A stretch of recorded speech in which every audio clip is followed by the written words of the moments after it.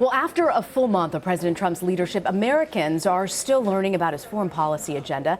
Here to talk about a wide range of issues is Richard Fontaine. He's president of the Center for New American Security. Richard, thanks for joining us. Thanks for having me. You were for many years John McCain's foreign policy advisor.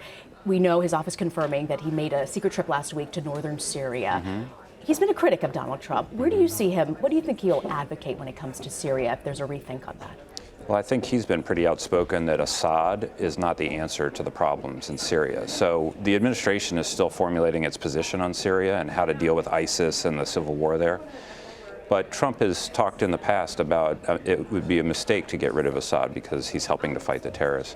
I think Senator McCain, knowing some of his positions on this, would be on the opposite side of that issue, thinking Assad is part of the problem, not the solution. Speaking of ISIS, we know that the Defense Secretary Mattis is expected to draft a plan on where to go with ISIS. Do you get a sense that this is going to be significantly different from the Obama administration?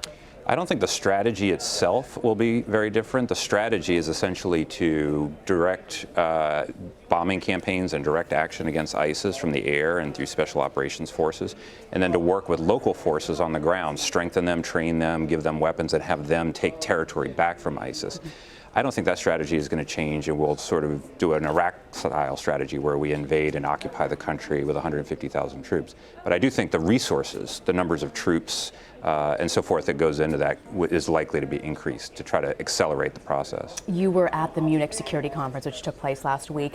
I'm curious what you heard from folks there. Every administration goes in saying they're going to have a rethink on Russia and that relationship is going to change. What are people saying about that connection, and what else are they buzzing about? There was more uncertainty and questioning than at any point since I've been there, and this is my 12th in a row. People really are wondering what is coming in terms of American foreign policy. Vice President Pence and Secretary Mattis each gave statements and said many good things about the importance of transatlantic ties and NATO and so forth. And yet you still have this residual doubt about some of the comments President Trump has made about NATO being obsolete, about trying to get a grand bargain with Russia and things like that. And people are still trying to figure out what direction all of this points in. Even the Russians have come out saying they're just not sure where this administration's foreign policy is going. I was fascinated today by something that took place. President Trump came out talking about immigration, saying that that there would be a military-style operation. And then today in Mexico, we saw DHS Secretary Kelly come out and saying that there will be no military operation when it comes military efforts when it comes to immigration.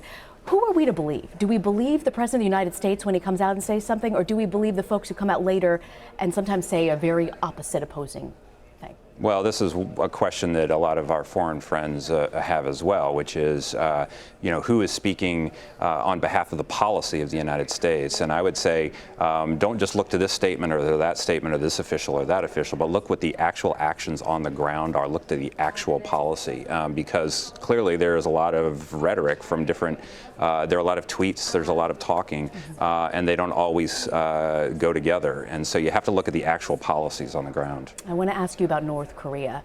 Do we know anything more further about the North Korean leader than we did previously about his father?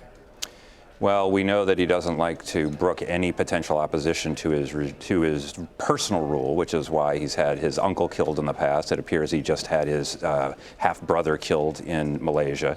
And we also know that in addition to being rather mercurial, they are on the verge of having a ballistic missile that could hit the United States and a nuclear warhead to put atop. And if you have to predict the crisis that will almost certainly hit the Trump administration during its 4 years, at least in office, it will be that. It will be when the North Koreans can hit the continental United States with a missile carrying a nuclear warhead, and the Trump administration will have to decide whether we live with that, or if not, what do we do about it? I want to ask you about McMaster, Donald Trump's new national security advisor. There's some talk that he might be restructuring things at the White House. What's your take on that? Yeah, I think he will. Precisely what that will look like, I think, probably remains to be seen to everybody, including him. But H.R. McMaster is an extremely skilled organizational leader. He's led multiple organizations in the military, both in combat and in intellectual enterprises.